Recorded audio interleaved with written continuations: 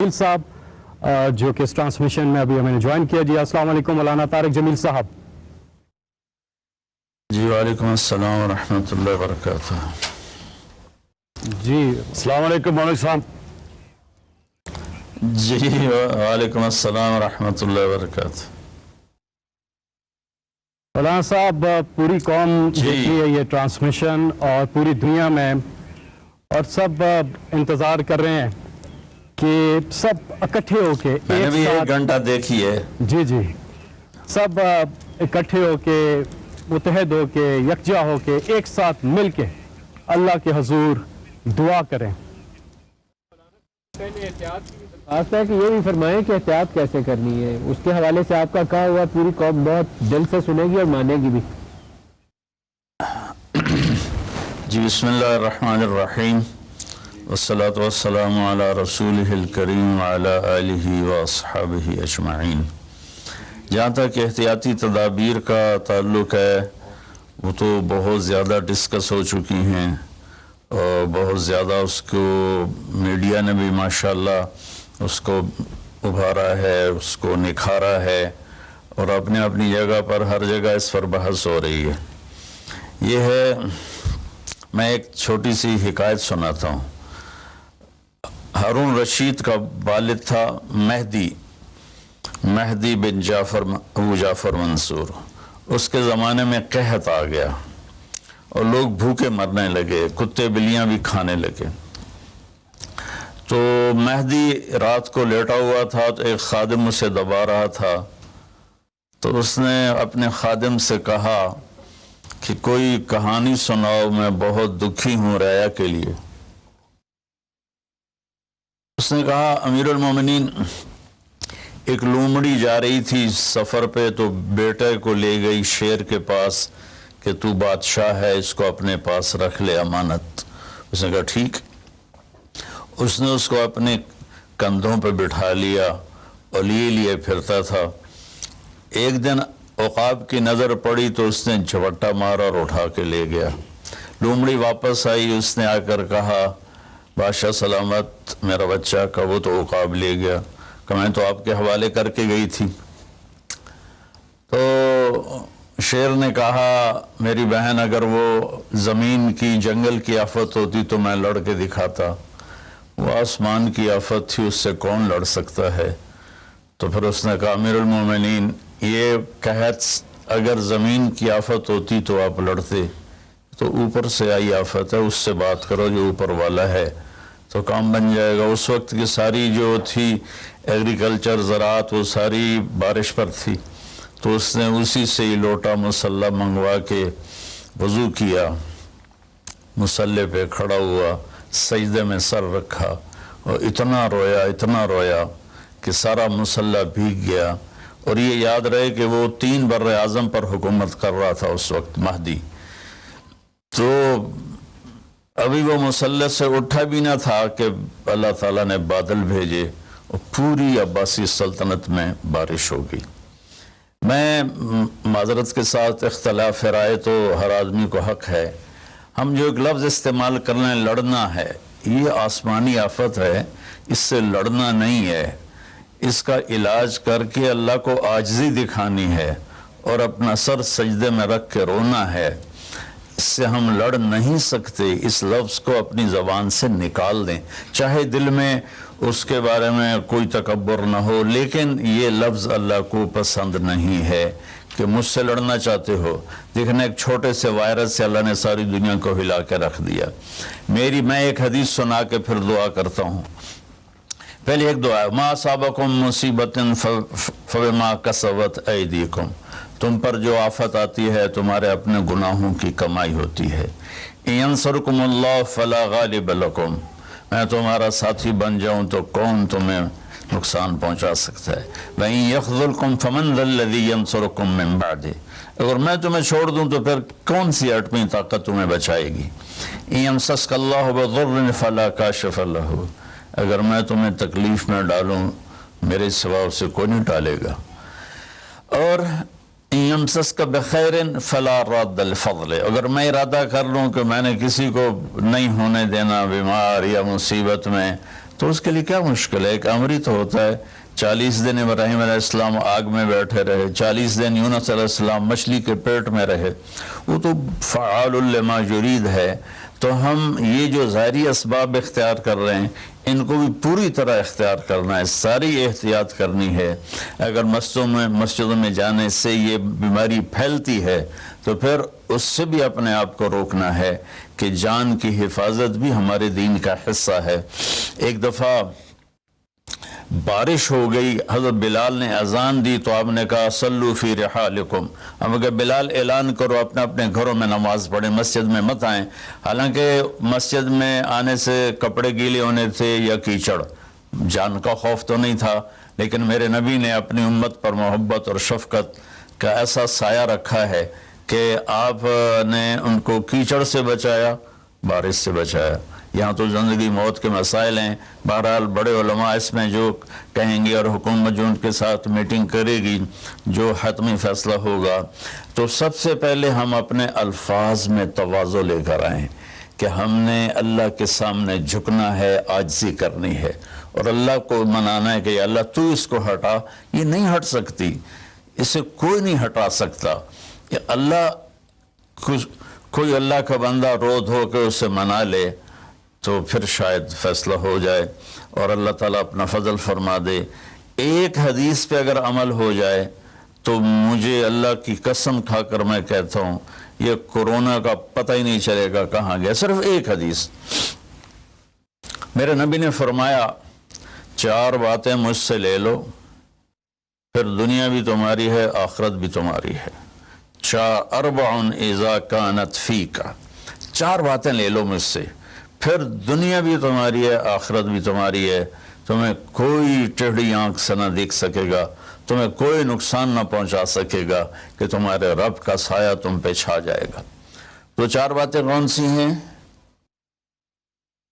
صدق و حدیث، ہمیشہ سچ بولنا، جھوٹ نہ بولنا۔ اب مجھے بتائیں، سارے یہ اینکرز بیٹھے ہیں، سارے ہمارے وزیر اعظم بیٹھے ہوئے ہیں، ہم کتنا جھوٹ بول رہے ہیں، ہم کس قدر جھوٹی قوم ہیں۔ ہم اس جھوٹ کے ساتھ اللہ کی بارگاہ میں کوئی مقام نہیں لے سکتے۔ تو میرے نبی نے پہلی بات فرمائی صدق و حدیث، سچ بولنا۔ دوسری بات فرمایا حفظ و امانت، کبھی کسی کو دھوکہ نہ دینا۔ یہ میرے نبی نے فرمایا میرا امتی ہر گناہ کر سکتا ہے، 2 کبھی نہیں کرے گا، ایک جھوٹ کبھی نہیں بولے گا، ایک دھوکہ کبھی نہیں دے گا۔ تو وزیر اعظم صاحب آپ اکیلے ہیں، دیانتدار ہیں، اللہ سے رونے دھونے والے ہیں، مانگنے والے ہیں، لیکن 22 کروڑ لوگوں میں سچے کتنے ہیں؟ 22 کروڑ لوگوں میں دیانتدار کتنے ہیں؟ ایک بہت بڑے چینل، میں ہاتھ جوڑ کے اینکر بیٹھے ہیں، معافی مانگ کے بات کر رہا ہوں، ایک بہت بڑے چینل کے مالک نے مجھ سے کہا کوئی نصیحت کرے۔ میں نے کہا چینل سے جھوٹ ختم کر دو۔ کہا پھر چینل ختم ہو سکتا ہے، جھوٹ نہیں ختم ہو سکتا۔ تو جہاں جس کو، یہ صرف پاکستان کی بات نہیں، پوری دنیا کا میڈیا جھوٹا ہے اور سب سے زیادہ جھوٹ بولا جاتا ہے، اور میرے رب کو، میرے نبی کو جھوٹ سے نفرت ہے۔ میرے نبی نے فرمایا پیاز کھا کے مسجد میں مت آؤ کہ فرشتوں کو تکلیف ہوتی ہے، بو ہوتی ہے، لیکن میرے نبی نے فرمایا جب کوئی مرد عورت جھوٹ بولتا ہے تو فرشتے اس کے منہ کی بدبو سے 3 میل دور بھاگ جاتے۔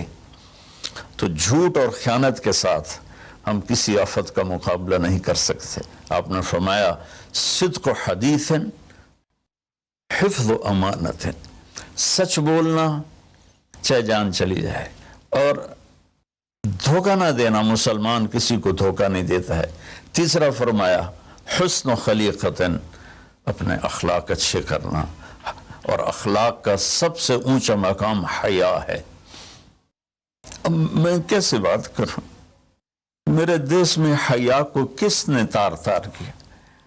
میرے دیش کی بیٹیوں کو کون نچا رہا ہے؟ ان کے کپڑے لباس مختصر کون کروا رہا ہے؟ یہ کس کے گردن میں یہ گناہ ڈالوں؟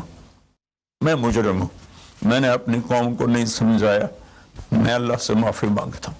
लेकिन जब मुसलमान की बेटी बेहयाई की तरफ चल पड़े और नौजवान बेहयाई की तरफ चल पड़े तो अल्लाह की रहमत सबसे ज़्यादा अजाब कौम लूत पर आया कि वो बेहयाई में सारी बाउंड्रीज क्रॉस कर गए थे। तो अल्लाह ताला ने उन पर 5 अजाब भेजे। 5, किसी कौम पे 5 अजाब नहीं आए, एक ही अजाब आता था, उन पर 5 अजाब आए।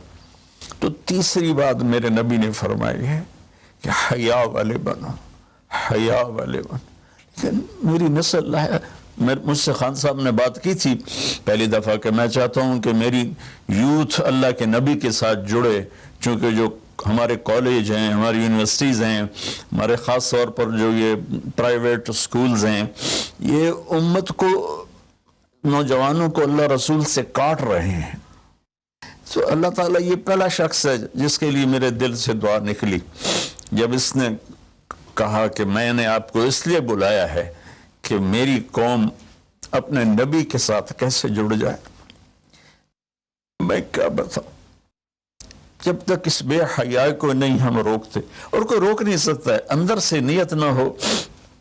सरेंडर मॉडल स्कूल में मैंने मैट्रिक किया है, हमारे एक वार्डन, मैं हॉस्टल में रहता था, वो आ गए, नमाजी थे, उन्होंने नमाज की सख्ती कर दी, हम बेवजू जाके खड़े होकर नमाज पढ़ लेते थे, बेवजू। क्योंकि डंडा इंसान को इंसान नहीं बनाता है जब तक इंसान अपने मन में डूब कर पा जा सुराग़े जिंदगी।